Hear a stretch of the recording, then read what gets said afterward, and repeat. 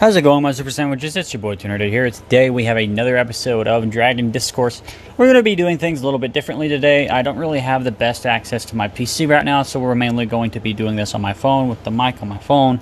And we'll just continue as usual, and we'll see how things go from there. So first, I want to give a little bit of an update to the Dragon Discourse videos. I did want to make it a weekly series, but I saw with the last video it was quite a bit shorter than the other two that I did, and I figured, you know what, I think I just need to record these as I'm feeling up to them, and not make it a thing where I feel like I have to do it and just kind of do it whenever I want to. So let's get into the first topic, which is Super Saiyan 4 Vegeta, the SH Figure Arts collection.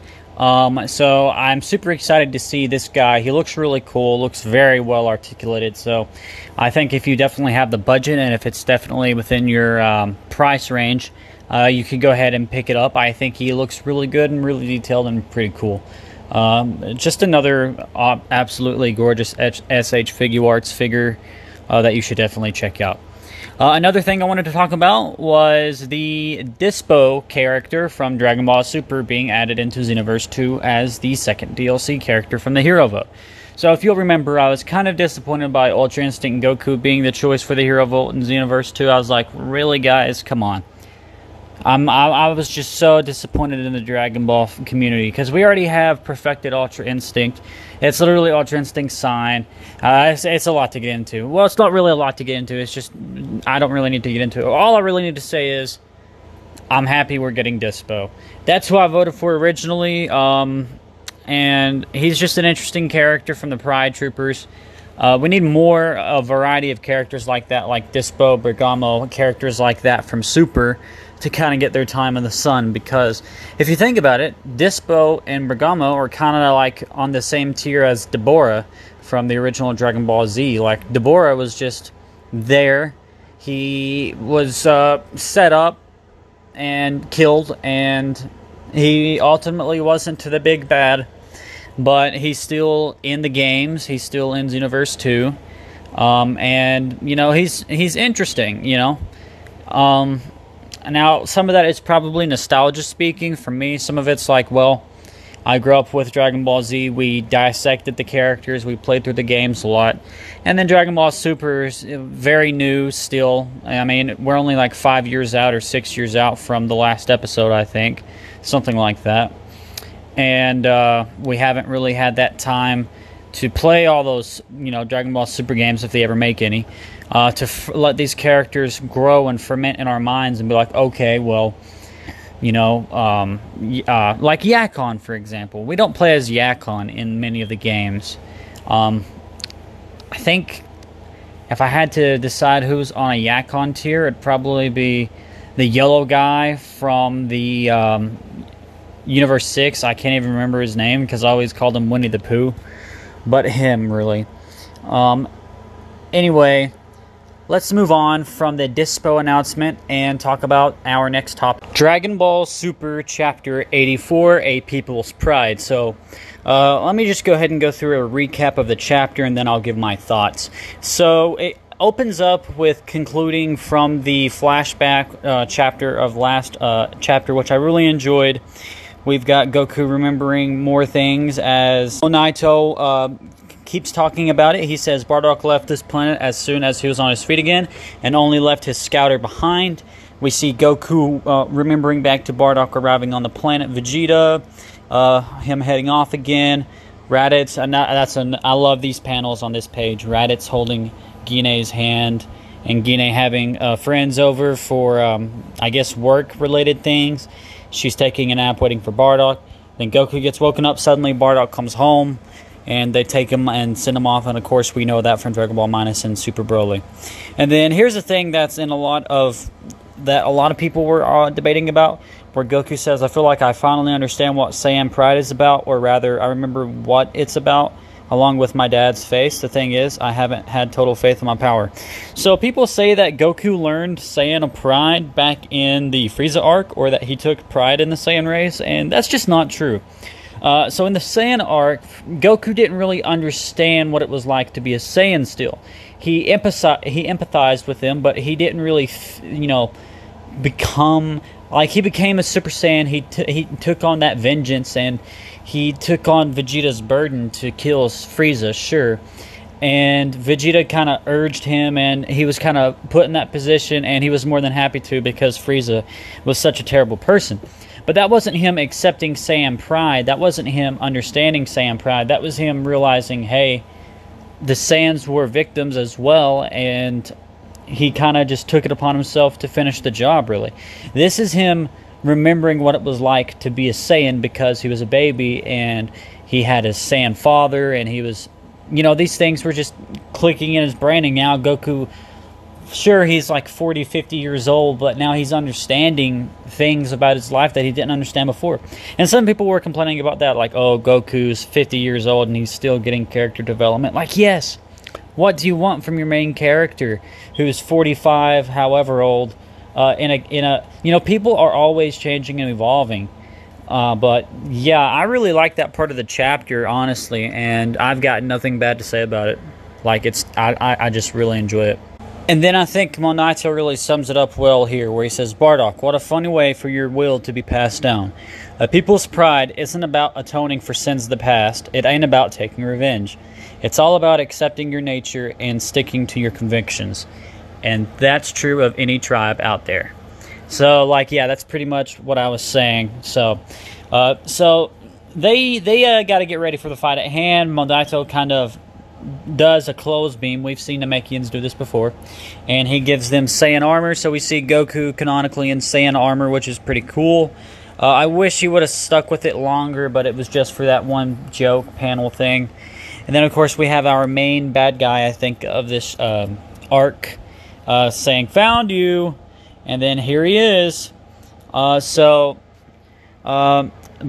is back, and Mackey's like, sooner than we thought. Alec, he's still kind of chilling and figuring things out. He says, only within view of the battle and not too close, in terms of moving their ship over that way, so they're trying to get in close. Gas tells him that he'll be finished here shortly, and then we have the big fight with Goku and Vegeta. Now, most of this chapter is just fighting, which is cool. This is Dragon Ball. You want fighting. But again, if we're breaking down a chapter and we're talking about it, that really doesn't give me a lot to talk about. But what I will talk about is the page where we have Ultra Ego Vegeta and Ultra Instinct Goku fighting side by side is amazing. I really like how there's a huge blast and everybody's freaking out. Gas is like, whoa, what this power? And I like that whenever they're fighting and charging and everything like that, Vegeta still has his flaming aura around him, and Goku doesn't. That's like a really cool touch. And the way they're working together to overcome their enemy is really cool. You know, they've learned to work together quite a bit now, and they're kind of finally now like picking up the pace, I guess, in terms of working together. So they're giving Gas a run for his money pretty much through the chapter. Gas shoots out a big beam. Vegeta and Goku jump over it and attack as well, but Gas dodges that, of course, and pulls out a energy mace and just bats him around. And he says, don't get cocky, you pathetic monkeys. Vegeta says, move aside, Kakarot. This is a God of Destruction move. So I'm not sure if this is the God of Destruction move, like Hakai energy, where it's like completely and totally erasing everything it touches. I would assume so, but it might be like a variation on that, because it doesn't seem to completely and totally erase Gas with his energy shield. But then again, you could just say that's just his energy shield, and Gas is the most powerful mortal, and, you know, stuff like that. But we got Goku and Vegeta pushing it, and Gas is holding his ground. And then we have Vegeta just going like, okay, I'm just going to do this. Jumps over it, goes straight for Gas. Gas kicks him in the stomach pretty hard twice, and then punches him away. And Gas is like, what's wrong, Saiyan? Losing too much blood? Do you still think you can win? Vegeta's like, why wouldn't I? Gas says, save your prattle for the afterlife. And we think, oh no, Vegeta just got bodied again, right? But then it's like, no way. Vegeta gets up, punches Gas right in the face. Gas says, you worm, what trick is this? And Vegeta says, damage is nothing but fuel for me. Do you realize what that means? I'm only getting stronger. And that's where the chapter ends. Now, I guess that was a pretty nice little recap for the chapter. Some people were complaining about this chapter for saying it was destroying Dragon Ball, and everything about it was destroying Dragon Ball because of the wish that Bardock made, because Vegeta thinks that Goku was spoiled, Goku and Raditz were spoiled because their wish basically guaranteed they'd survive the destruction of planet Vegeta.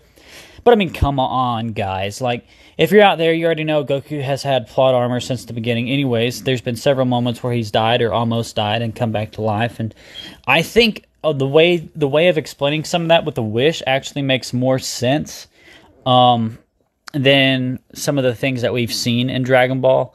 But again, the Dragon Ball's always been about the Dragon Balls. Some people have said it's a Deus Ex Machina device, like a plot device, like, oh wow, you're using the Dragon Balls to now do this thing, but like the Dragon Balls have been used to do crazy stuff since the beginning of the series, like making Android 18 and 17 have the bombs removed and everything like that, instead of having a actual scientist do it like they did with Android 16.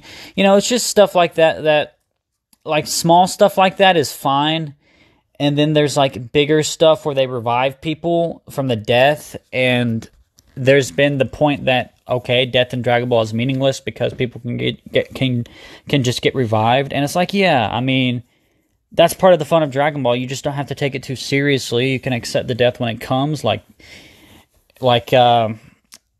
of course they've had ways to work around that before. Like, okay, you can only revive somebody once, but then you could use somebody else. You could use another set of Dragon Balls to revive them. So, you know, so there's always workarounds and stuff like that, and there's always like little retcons and things to work around. So I definitely don't think Bardock wishing for his sons to survive, or rather thrive, I don't think that ruined Dragon Ball and everything that Goku's ever been through. In fact, I think it explains some of the plot holes and little, I guess you could say, things that don't make sense make sense. Now, moving on from that, I wanted to talk about Dragon Ball Superhero a little bit, because we've seen some more trailer footage. We've seen some more of the cinematic 3D capturing, I guess you could say. And I really enjoyed what I saw from it, honestly. I remember when this movie had a lot of hate, and they were like, oh no, I'm never going to see this movie again. And all you had to do is show them Bulma's you know what, and people are going crazy for it online. I really like how Broly looks. I like how Chilai looks. I like how Goten and Trunks look in the trailer. It was really cool to see them in motion again and make them feel important and relevant again. So it's really cool. I'm really curious to see where they go with that. Because as you guys know, Goten was my favorite. Trunks is definitely my favorite, future Trunks specifically.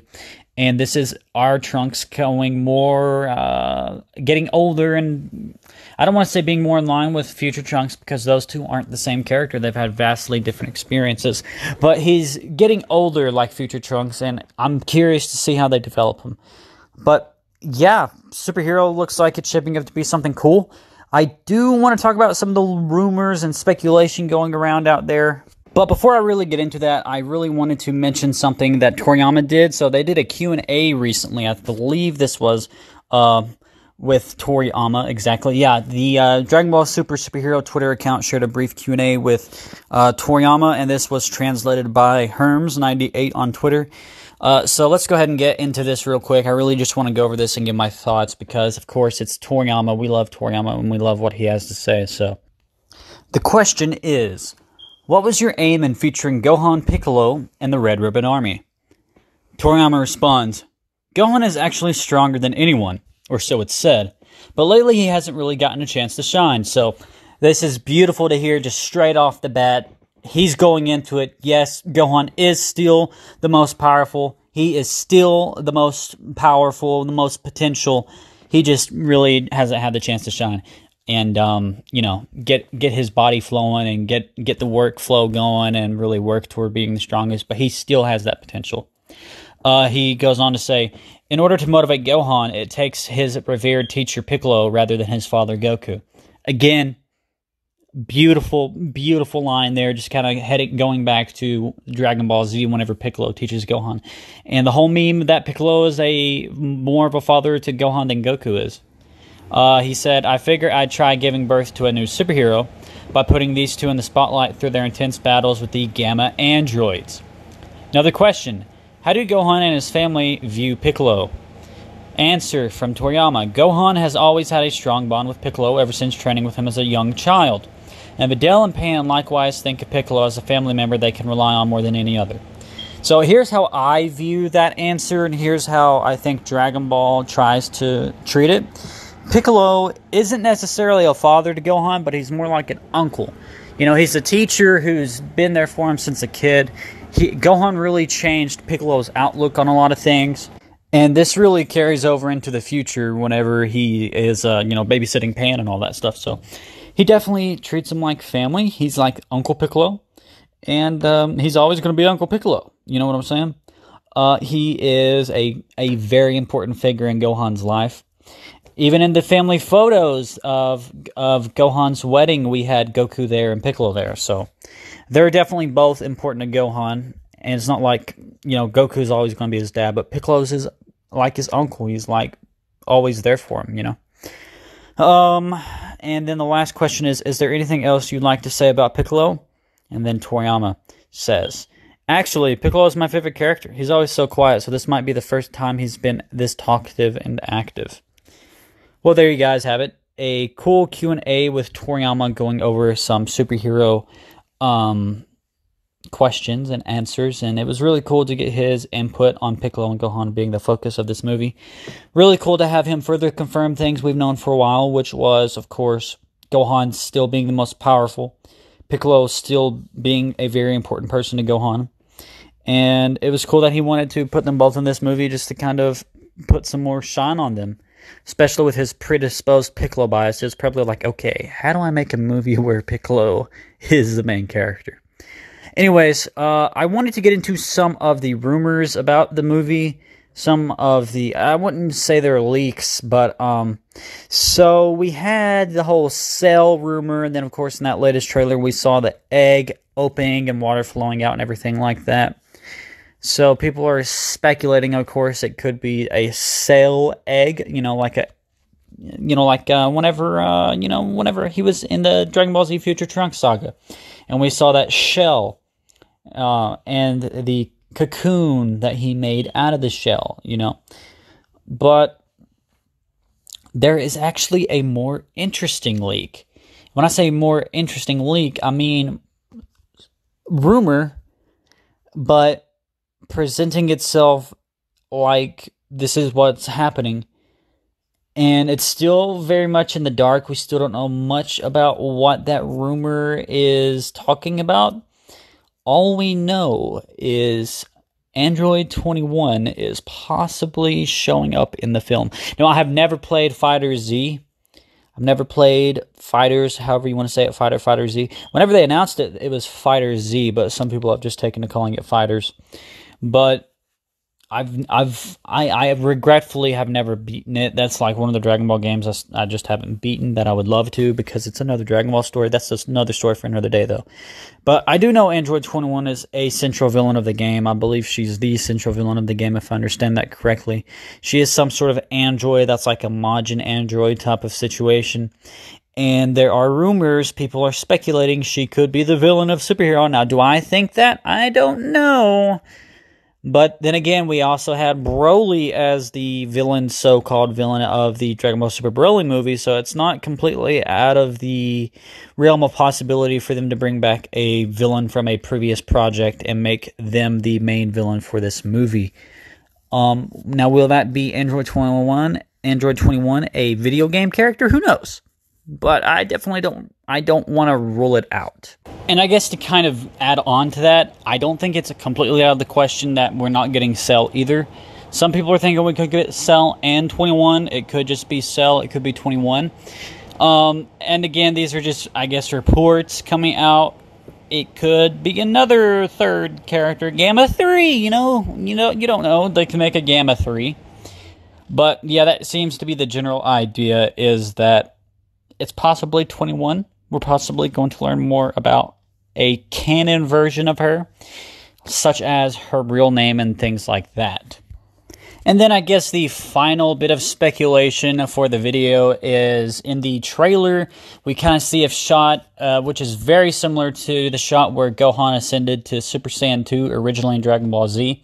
In the Dragon Ball superhero movie, he looks to be in his, I guess you could say, ultimate form, his mystic form, or whatever you want to call that potential unleashed version of Gohan.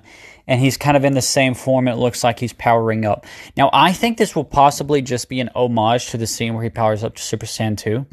I understand why some people are also thinking he could be ascending to like some Ultimate Gohan 2 or something else entirely, like maybe a Super Saiyan 4, you know, who knows, who knows. But, yeah, that's pretty interesting to see. I'm really curious to see where that goes. And now for the final topic of the day. This is the part of the show I like to call the Variety Hour, where I will talk about things not related to Dragon Ball or things relating to Dragon Ball in some ways. So this is the Dragon Discourse, and it wouldn't be Dragon Discourse without touching on multiverses, which is, of course, going to feature dragons. In what capacity, I cannot say. But what I can say is that Goku would be a great fit for this game. Now, the thing that you have to understand about multiverses is it's not like Smash Bros. Where they're limited to only Warner Bros. Characters. They said, the very developers of the game themselves, said in the official Discord of multiverses that they are not holding back on the idea of every other character being in the game. In fact, they said the reason why they didn't call it Warner Bros. Brawlers or anything like that is because they wanted to leave it open with the idea of other characters coming in. Because if you slap the brand name, like an IP name on it, it would be like, okay, well, you kind of feel like it has to be only Warner Bros. For example, Nickelodeon All-Star Brawl is called Nickelodeon All-Star Brawl. So they are limiting themselves to Nickelodeon characters. But with the Multiverses video game, they're not really doing that. They're leaving the door open for anybody who wants to join. And that's the interesting thing about it, is they're leaving the door open for characters like Goku to join. And Goku could be the residential Dragon Ball or residential anime character in the game to represent anime entertainment. Now, if we're talking the most realistic chances of an anime character being in, it would probably be Jotaro Kujo from JoJo's Bizarre Adventure, Stardust Crusaders, which I love. I love JoJo's. Kind of like Dragon Ball. Dragon Ball was there for me since I was a little kid. JoJo, I got into it when I was a teenager, probably 14, 15. I can't remember exactly. Maybe even 16. Probably 16. But it was there for me at a time where I really needed it, and I really loved it. It was just so corny and cool and very bizarre, as the name implies. So and I think we could get Jotaro Kujo in multiverses because Warner Bros. Apparently owns the rights to it in Japan or something like that. But if we did get an anime character and it was Jotaro, that would be cool. I am personally hoping more for Goku, though, because like I said, Goku's not even my favorite Dragon Ball character, but if we're going to get a Dragon Ball character, it would of course be Goku. And I've loved Dragon Ball since I was a little kid, so getting Goku could be really cool in the game. Anyways, that's just my hashtag Goku for Multiverses campaign starting. So, guys, if you enjoyed the video, leave a like. If you have something to say, come